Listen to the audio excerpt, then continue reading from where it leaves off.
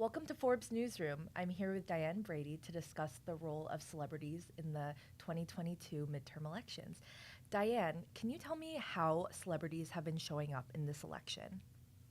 Well, where don't they show up? So if you are certainly on social media and you follow many celebrities, a lot of them have come out, making it very clear, either for a candidate or in this election for a cause. So if you are coming out, we've seen a lot of influencer campaigns, for example, around pro-choice. I think that's very much a code, please go out and vote Democrat. So they definitely show up in these high stakes races. In particular, we've seen it in Georgia. We've seen it in Pennsylvania with Oprah, of course, going for Fetterman, which we should talk about. And then local politics from your hometown, Cat of LA. I think Hollywood, of course, we've always seen anything in LA. The celebrities come out in full force, and it's definitely no different this time. Do you think that social media has allowed them to be even more vocal than in years past? Is that where you see them showing up the most online? I think social media makes it very easy, of course. And, let's not forget the biggest celebrity of all, or who is Donald Trump, who, of course, better known as a TV star than a politician before he became our president. So I think you've seen a lot of action on Twitter, not least of, one reason being Elon Musk has taken over. But I think another thing that's been very interesting and new in this campaign has been the use of influencers. And one of the reasons that that's important is that is really sort of uncharted terrain when it comes to some of the laws around campaign advertising and such. So we have seen a lot of influencers doing campaigns again for a lot of these causes to get out the vote. And I think that there's some concern that those influencers do not have to disclose if they're being paid to basically promote a cause. So that's an interesting and new wrinkle, and an especially effective one, I think, for some of those younger voters who are just getting out to the polls for the first time. Right. I know about a week ago or so, President Biden hosted some TikTok influencers at the White House. Do you think that that actually is going to make a difference? Do influencers and celebrities showing up, making videos, showing up to rallies will actually get people out to the polls and supporting issues? I think it depends. Authenticity and credibility is a huge factor. So I don't know, President Biden and TikTokers, those two don't normally go together in people's heads. And I think certain TikTokers, let's take Charlie D'Amelio, who is the most popular, known for her dancing, not known for her political causes. I don't know what impact she would have if she came out and endorsed somebody. She has not. But then you take an influencer like Oprah, and there was a University of Maryland study that basically attributed more than 1 million votes for Obama to Oprah endorsing him early on in the primaries. Because what do certain influencers do, much like they do with running shoes or a restaurant, is they bring you brand recognition. They activate people to go to the polls, which is pretty important, and they keep certain candidates top of mind, and they're trustworthy. So depending on who the celebrity is, it can have more impact than some others, but certainly I think we're seeing the stalwarts coming out this time. Do you think Oprah endorsing John Fetterman over Dr. Oz has been the most influential endorsement of this race, or is there another one that comes to mind? It's a good question. I think that it's clearly one that everybody was waiting for and anticipating, because Dr. Oz, as we like to call him, was really came on the map, became a celebrity because of Oprah. He was making guest appearances on her show. He ended up having his own show. So if not for Oprah, he would not be a celebrity himself. So for her to come out and say that she would vote for his opponent, I think is very powerful. At the same time, I think people would have anticipated that given her politics and given his. So I don't think celebrities, by and large, get us to change our minds on core issues.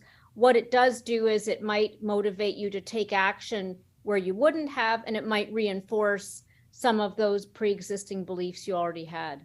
Right. The celebrities that already have a track record tend to stick with the candidate that aligns with their political beliefs, their political values.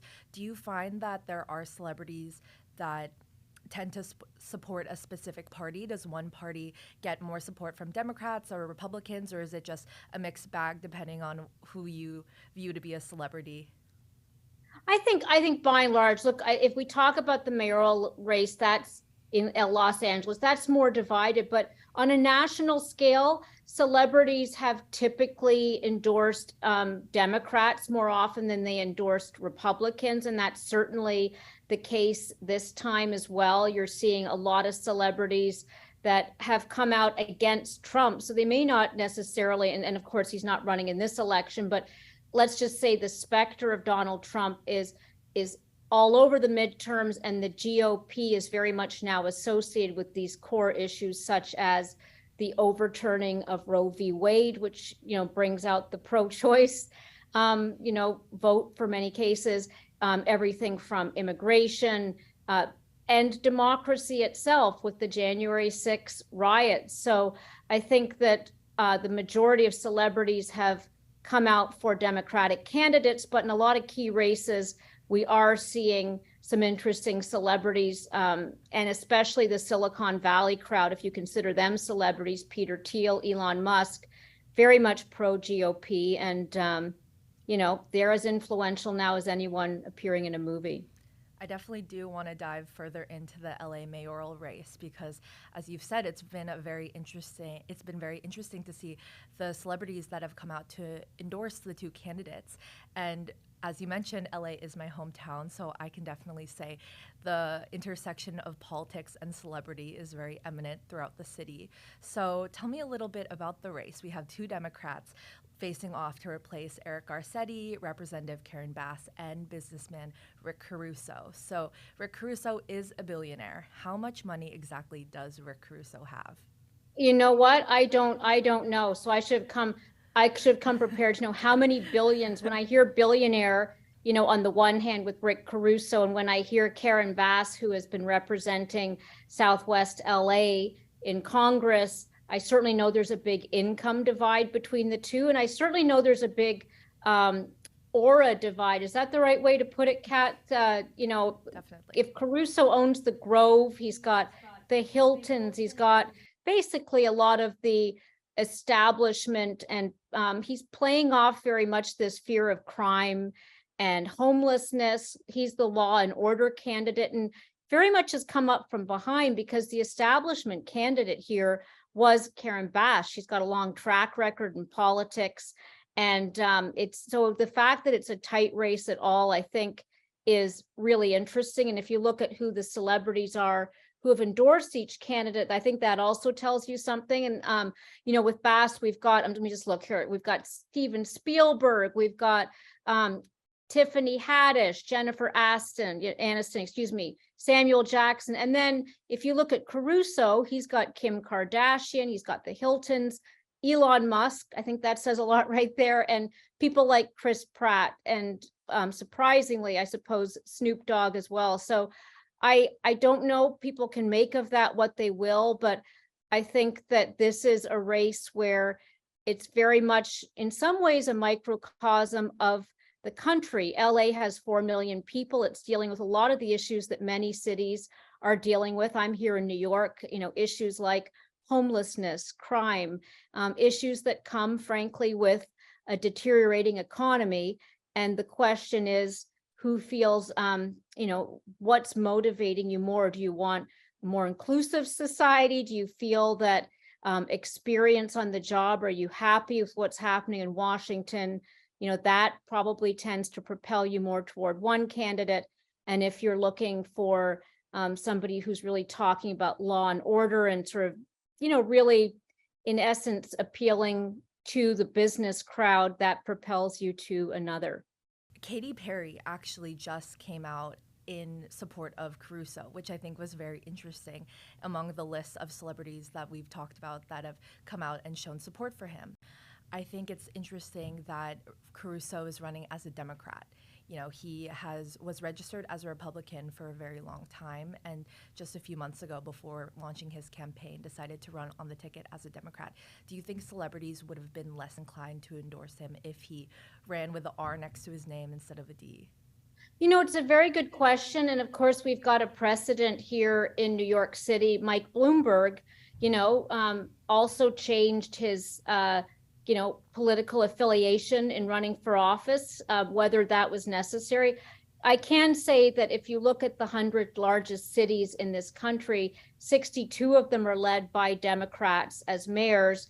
And a smaller proportion, some are independent, some don't have an affiliation. So a much smaller proportion of Republicans. Why that is, could be any number of factors. I think one is sometimes the makeup of city council. It's also the nature of what we look to our cities to do. So things like policing, very local sanitation, et cetera. So that may give us a different set of values when we go to the voting booth than, say, at the national level. But it certainly can't hurt. But of course, we know Democrats can lean right or lean left. And in this case, they are two very distinct candidates playing I think, two very different messages for the city of LA. Bloomberg is another example of a billionaire, businessman that we've seen rise to political office, like Caruso and like Trump. And some people that might not have supported Trump in the past are now in support of Caruso. What do you think that says about the current state of Los Angeles or just politics in general, that, maybe some people are more likely to vote for a billionaire if they do agree with his policies?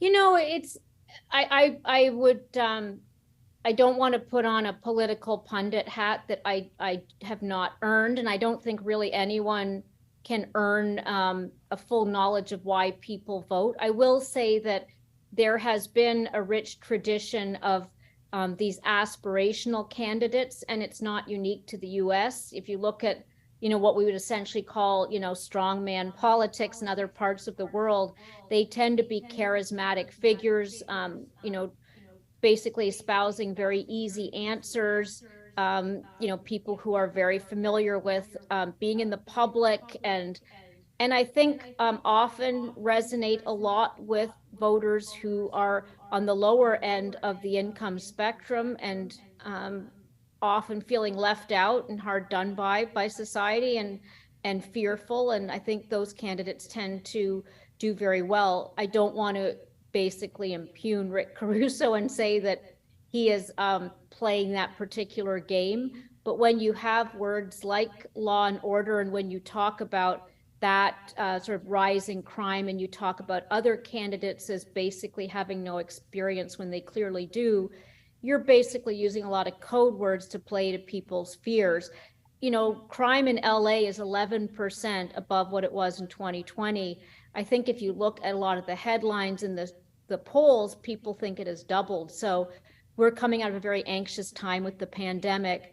And the reality is that when we're feeling anxious, much like I remember reading a poll once about women never feel fatter than the month before they get married, because who knows why, but it says something about our psychology. And in an anxious time, we can sometimes look for problems, and we perhaps see more crime than there actually is. And some people play to that.